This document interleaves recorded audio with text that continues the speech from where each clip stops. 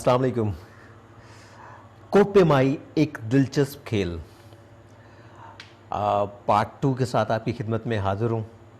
मैं आपका नहायत शुक्रगुज़ार हूँ कि आपने इस वीडियो को देखने के लिए वक़्त निकाला। जिन्होंने कोप्पेमाई एक दिलचस्प खेल उसका पहला हिस्सा नहीं देखा तो वो ज़रूर उसको देख लें, वो आपको मिल जाएगा। ये तहरीर जो है इमरान हैदर तहीम साहब ने लिखी है और मैं उनके मटेरियल को आपके पास वीडियो की सूरत में पेश कर रहा हूँ उनकी इजाज़त से। इस दूसरे हिस्से में उन्होंने लिखा है, मैं पूरी कोशिश करूँगा कि जो कुछ उन्होंने बयान किया है उसे उसी तरह से आप तक पहुँचाऊँ। कोप्पेमाई में बुलंदी के इंसानी जिस्म पर असरात, जब जैसे जैसे इंसान बुलंदी पे जाता है तो उसके जिस्म पर जो असरात होते हैं, इस हिस्सा 2 में, पार्ट 2 में उन्होंने इनका जिक्र किया है। कोप्पेमाई ऐसा खेल है जिसमें खिलाड़ी को बैक वक्त 2 महाज़ों पर लड़ना पड़ता है। पहला महाज कुदरती मौसमी हालात की शिद्दत के साथ नबर्द आजमा होना है, जबकि दूसरा महाज अपनी ही बॉडी केमिस्ट्री के साथ जंग है जो कि नहायत अहम है। इस जंग के लिए बुलंदी के इंसानी जिस्म पर मनफी असरात और उनसे बड़ी बीमारियों को समझना नहायत ज़रूरी है, बहुत ज़रूरी है। जो हजरात जो है वो कोप्पेमाई से दिलचस्पी रखते हैं और इस मैदान में आना चाहते हैं, उनके लिए ये मटेरियल जो है वो बहुत अहम है। इंसानी जिस्म की जेनेटिक मेक कुछ ऐसी है कि ये जूं जूं सतह समुंदर से बुलंदी की तरफ जाता है तो उस पर मुख्तलिफ तब्दीलियों के असरात नुमायाँ होना शुरू हो जाते हैं। सबसे पहले ये जान लीजिए कि हमारे तमाम निज़ामाते बदनी बॉडी सिस्टम्स दरअसल खुदकार यानी कि ऑटो हैं, मतलब हमें कुछ करना नहीं पड़ता, ये सारे का सारा जो सिस्टम है खुद ब खुद चल रहा है, ऑटो है।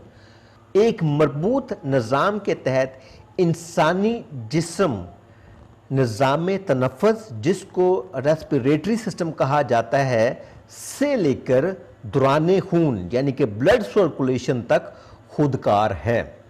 जब निज़ाम ऑटो से मैनुअल पर चला जाए तो इसका मतलब है आपका जिस्म डिसऑर्डर में है, यानी बीमार पड़ गया है और आपको किसी बैरूनी ज़राए यानी अद्वियात वगैरह के ज़रिए उन पर काबू पाना ज़रूरी है। साल हर साल की रेडिकल साइंस इस नतीजे पर पहुंची है कि इंसानी जिस्म दरअसल सतह समुंदर से 2400 मीटर से कम बुलंदी पर रहने के लिए बना है, यानी कि जिस्म जो है वो 2400 मीटर से नीचे नीचे जो है नीचे नीचे का जो हिस्सा है उस तक के लिए बना है, क्योंकि 2400 मीटर से ज़्यादा बुलंदी पर इंसानी जिस्म के खुदकार निज़ाम पर मुख्तलिफ मनफी असरात का आगाज़ होता है। यानी कि इंसानी जिस्म पर जो नेगेटिव असरात होते हैं वो 2400 मीटर की बुलंदी से जब वो ऊपर जाता है तो उसके जिस्म पर, इंसान के जिस्म पर जो है मनफी असरात आना शुरू हो जाते हैं। यही वजह है कि दुनिया भर में आवाम के लिए जितने भी सेहत अफजा मकामात बनाए गए हैं वो ज़्यादातर 2400 मीटर या इससे कम बुलंदी पर वाक़े हैं, क्योंकि इंसानी जिस्म 24 घंटे में ज़्यादा से ज़्यादा 2400 मीटर बुलंदी तक जाए तो ठीक रहता है। इससे ज़्यादा बुलंदी पर रफ्ता रफ्ता बीमार पड़ना शुरू हो जाता है। 2400 मीटर से ज़्यादा बुलंदी पर सबसे पहले सरदर्द, ये जो मनफी असरात होते हैं वो क्या होते हैं वो बयान कर रहे हैं इमरान साहब। 2400 मीटर से ज़्यादा बुलंदी पर सबसे पहले सरदर्द, मतली और सांस लेने में दुश्वारी जैसे मसाइल का सामना होता है। इसका मुकाबला करने के लिए कुदरत ने इंसानी दिमाग को एक ख़ास सलाहियत दी है और वो ये कि दिमाग अपने उज़लाती इत्तलाआती निज़ाम के ज़रिए तमाम अज़ा को ये हुक्म देता है कि वो ऑक्सीजन की सप्लाई में कमी के मुताबिक खुद को रीएडजस्ट या रीबूट कर लें। मतलब वो एक अल्लाह पाक ने एक ऐसा निज़ाम बनाया हुआ है हमारे जिस्म में कि जैसे वो कम ऑक्सीजन वाली जगह में जाता है तो जिस्म जो है दिमाग जो है वो उसके मुताबिक ऑक्सीजन के मुताबिक अपने आप को रीएडजस्ट करने की कोशिश करता है ताकि वो पूरे जिस्म को भी रीएडजस्ट कर सके। बिल्कुल उसी तरह जैसे हमारी रोज़मर्रा ज़िंदगी में जब हमारी आमदनी में कमी होती है तो हम अपनी अशिया ज़रूरत की खपत में भी कमी ले आते हैं और कोशिश करते हैं कि बजट के मुताबिक अपने अखराजात को एडजस्ट कर लें। अच्छा जी, चुनाचे बुलंदी पर ऑक्सीजन की कमी होते ही इंसानी जिस्म खुद का निज़ाम के तहत खुद को ऑक्सीजन की सप्लाई के मुताबिक एडजस्ट करता है। जैसे ही वो बुलंदी पर जाता है वो ऑक्सीजन के मुताबिक एडजस्ट करता है। इंसानी जिस्म की इस सलाहियत को मेडिकल साइंस की रूह से एक्लामेटाइजेशन कहते हैं, जिसकी तकमील में तकरीबन 6 घंटे लग सकते हैं। एक्लामेटाइजेशन जो प्रोसेस है इसमें कितने घंटे, इसकी को पूरा होने में, इसकी तकमील में 6 घंटे लग सकते हैं। और फिर हर 6 घंटे बाद इंसानी जिस्म के तमाम अज़ा, तमाम निज़ाम खुद को रीएडजस्ट कर लेते हैं। मतलब 6 घंटे में जो जिस्म है अपने आप को जो भी वो जो जितनी भी ऑक्सीजन हो या ऑक्सीजन की कमी हो, जिस्म जो है उसके मुताबिक 6 घंटे में अपने आप को वो एडजस्ट कर लेता है। लिहाजा जब भी आप 2400 मीटर से ज़्यादा बुलंदी की तरफ जाएं तो कोशिश करें कि आपकी पेशकदमी जो है वो आहिस्ता आहिस्ता हो। 2400 मीटर से जैसे ही आप ऊपर जाएं तो आपकी जो पेशकदमी है, ऊपर जाने की जो रफ्तार है वो स्लो होनी चाहिए, ताकि एक्लामेटाइजेशन का अमल हर 6 घंटे के बाद पीरियडिकली कामयाबी से जारी रहे। 2400 मीटर से शुरू होने वाला एक्लामेटाइजेशन का ये अमल आइंदा 3500 मीटर की बुलंदी तक जाने के लिए आपको तैयार करता है। 3500 मीटर से ऊपर नए चैलेंजेस का आगाज़ होता है। अभी जिनका जिक्र किया कि सर दर्द, मतली, सांस लेने की जो दुश्वारियां हैं वो 2400 से 2500 के दरमियान में आती हैं। 2400 से 3500 मीटर के दरमियान में आते हैं। लेकिन जब 3500 मीटर से आप उससे ऊंचाई पे जाते हैं तो उधर क्या परेशानियां होती हैं वो अलग हैं, उनका भी जिक्र इमरान साहब ने यहाँ पे किया है, हम देखेंगे। चुनांचे जब भी आप बुलंदी की तरफ सफ़र करें तो याद रखें कि पहले 24 घंटे के अंदर आप 2400 मीटर से ज़्यादा बुलंदी पर ना जाएं। 2400 मीटर पर पहुँच वहीं एक रात क़याम करें। अगर पाकिस्तान के लिहाज से देखा जाए तो मरी 2100 मीटर पर वाक़या है और नारान 2400, चौगरान 3200, झील सैफुल मलोक 3250, हुंजा 2400, स्कर्दू 2600 मीटर पर। यानी अगर आप इन मकामात पर जाएं तो वहां पहुंचकर रात वहीं गुजारें। कराची या लाहौर और पंजाब के मैदानी इलाकों से सफ़र करने वाले पहले रात नारान में गुजारें। डायरेक्ट सैफुल मलोक झील पर ना जाएं। रात गुजारकर अगले दिन जाएं तो आप प्रॉपरली एक्लामेटाइज होंगे। अगर नारान से आगे जाकर रहना हो तो लुलुसर झील या जलखट से आगे ना जाएं। और अगर बाबूसर टॉप पर जाना हो तो जाकर शाम तक वापस आ जाएं तो तबीयत ठीक रहेगी। बुलंदी और कम ऑक्सीजन के असरात को ज़ायल करने के लिए एक्लामेटाइजेशन के साथ साथ जो चीज़ सबसे ज़्यादा फ़ायदेमंद है वो क्विक डिसेंडिंग है। जब आप असेंड करते हैं, आप ऊंचाई पे जाते हैं, आपको कोई प्रॉब्लम हो गया है तो उसी वक्त सबसे जो बेहतरीन हल है और जो सबसे ज़रूरी हल है वो यही है कि क्विक डिसेंड, फ़ौरन जो है नीचे उतरा जाए। जहाँ भी आपकी तबीयत ख़राब हो उससे कम से कम 300 मीटर नीचे आ जाएं तो आप ठीक महसूस करेंगे और 6 घंटे बाद दोबारा जाएं तो आपका जिस्म एक्लामेटाइज्ड हो चुका होगा। मिसाल के तौर पर आपका जो जिस्म है वो 3000 पे जाके आपकी तबीयत ख़राब होगी, 3000 मीटर पे। आप क्या करें, फ़ौरन 300 मीटर नीचे आ जाएं, 2700 मीटर पे आप आगे। जैसे ही आप 2700 मीटर तक नीचे आ जाएंगे, 300 मीटर तक नीचे आ जाएंगे, आपकी तबीयत बहाल हो चुकी होगी। उसके बाद अगर आप 6 घंटे के बाद आप दोबारा 3000 मीटर पे जाएंगे तो आपका जो जिस्म है वो एक्लामेटाइज हो चुका होगा और 3000 मीटर पे आपको प्रॉब्लम नहीं होगा। बुलंदी का अगला zone very high altitude zone है जो कि सतह समंदर से 3500 मीटर बुलंदी से लेकर 5,500 मीटर की बुलंदी तक, कुछ रिसर्चों के मुताबिक 5,800 मीटर तक होता है। ये बात तो तय है कि इस जोन में 99% कोहपेमा ही दाखिल होते हैं। ये बात तय है कि 3500 से ऊपर जो जोन है वेरी हाई अल्टीट्यूड, जो कि 5800 मीटर तक है, उसमें सिर्फ कोहपेमा ही जा सकते हैं, आम बंदा वहाँ पे नहीं जा सकता।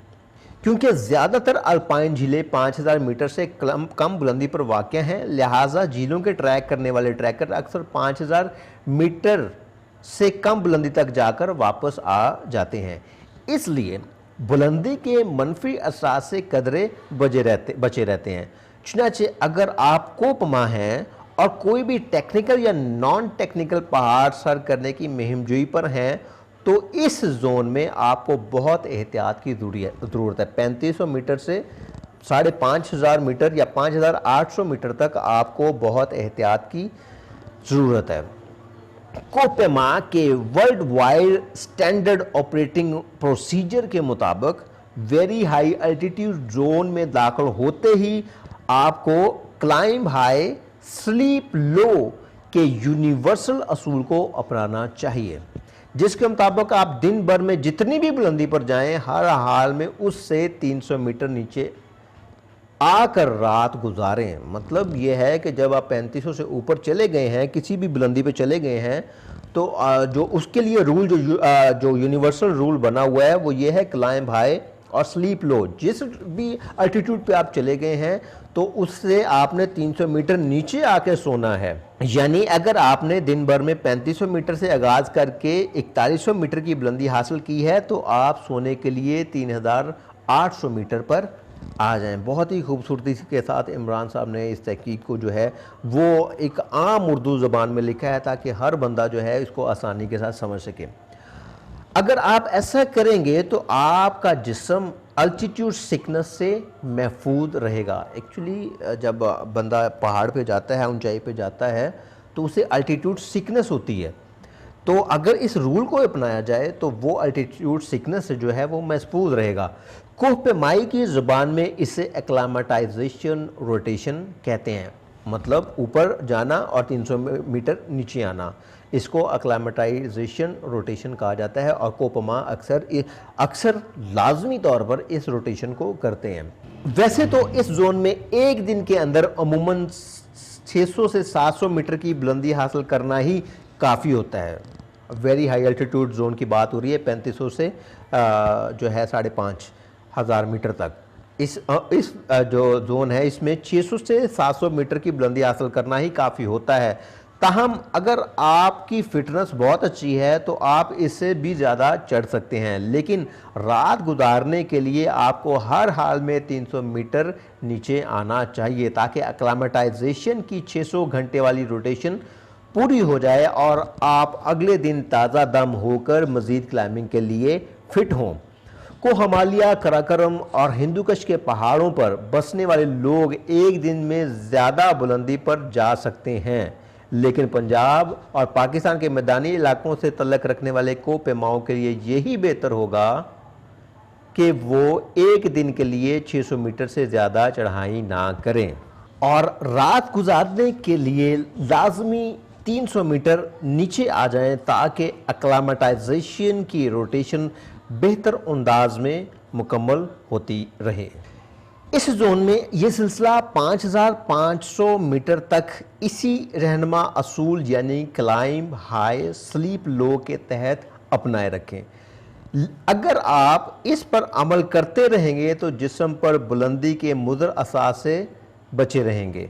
बसूरत दीगर AMS यानी कि एक्यूट माउंटेन सिकनेस में खुदा नाख्वास्ता आप 3500 मीटर पर मुब्तला होंगे, वो ज़ोर पकड़ना शुरू हो जाएगी और मज़ीद बुलंदी पर आपको ख़तरनाक बीमारियों में मुब्तला कर देगी। जबकि आप पर NAUSCEA न्यूसिया, हार्टिकी, शॉर्टनेस ऑफ ब्रीथ और वॉमिट और डिजीनेस के हमले संगीन होते जाएंगे। याद रहे कि मेडिकल साइंस की रूह से सांस के रास्ते जिस्म के अंदर दाखिल होने वाली ऑक्सीजन अगर 3 मिनट के अंदर अंदर दिमाग तक ना पहुंचे तो इंसान की मौत वाक़या हो जाती है। मुदरजा बाला अलामात के अलावा इस बुलंदी पर निमोनिया और खुश खांसी का भी जानलेवा हमला हो सकता है और इंतहाई जानलेवा ख़तरनाक बीमारियां हेप HAPE और हेस HACE भी हमलावर हो सकती हैं, जो अगले जोन यानी एक्सट्रीमली हाई अल्टीट्यूड जोन में सडन डेथ का बायस बन सकती हैं। अगला जोन यानी एक्सट्रीमली हाई अल्टीट्यूड जोन अमूमन 5800 मीटर की बुलंदी से लेकर 8000 मीटर की बुलंदी के दरमियान वाक़या होता है। इस जोन में दाखिल होते ही आप पर ऑक्सीजन की कमी के मनफी असरात बहुत तेज़ी से नमूदार होना शुरू हो जाते हैं। अगर आप नीचे से अल्टीट्यूड माउंटेन सिकनेस लेकर आ रहे हैं और आपने उसको इग्नोर किया हुआ था तो इस बुलंदी पर पहुंचकर हेप और हेस आपको हर सूरत सडन डेथ की तरफ ले जाएंगी। हेप दरअसल हाई अल्टीट्यूड पल्मोनरी एडेमा का मुखफ़फ़ है, जबकि हेस भी हाई अल्टीट्यूड सेरेब्रल एडेमा का मुखफ़फ़ है। आम लफ्ज़ों में हेस फेफड़ों में पानी भर जाने को कहते हैं, यानी आपके फेफड़े ऑक्सीजन की कमी के बायस सैचुरेटेड हो जाते हैं, आपको खुश्क या ब्लडेड कफिंग शुरू हो जाती है, आपके निज़ाम तनफ़्फ़ुस में मुख्तलिफ इन्फेक्शंस शुरू हो जाती हैं, ऑक्सीजन की कमी सारे जिस्म पर असरअंदाज होती है और हेप की फौरी बाद मुमकिना तौर पर हेस का शिकार हो सकते हैं, जो कि दरअसल दिमाग की सूजन का नाम है।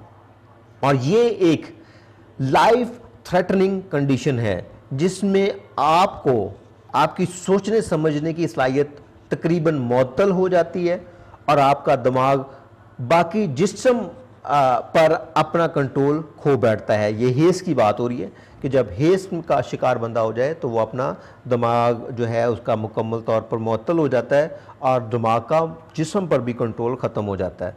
अक्सर हेलुसिनेशन शुरू हो जाती है और कोहे पैमा अजीबो गरीब हरकत शुरू कर देते हैं। कुछ तो ऐसे ही साथियों के साथ लड़ पड़ते हैं। इंतहाई बुलंदी पर को पैमाओं के माबैन ऐसे झगड़े और हाथापाई जानलेवा भी हो सकती है। माहरीन के मुताबिक हेस और हेप का भी फौरी इलाज क्विक डिसेंडिंग है। इनका जो फौरी इलाज है वो यही है कि फौरी तौर पर डिसेंड कर दिया जाए और अगर डिसेंड नहीं किया जाता तो फिर ये जानलेवा साबित हो सकती हैं। फौरी तौर पर पहाड़ से नीचे उतर आने से जान बच सकती है, वगरना सडन डेथ का शिकार हो सकते हैं।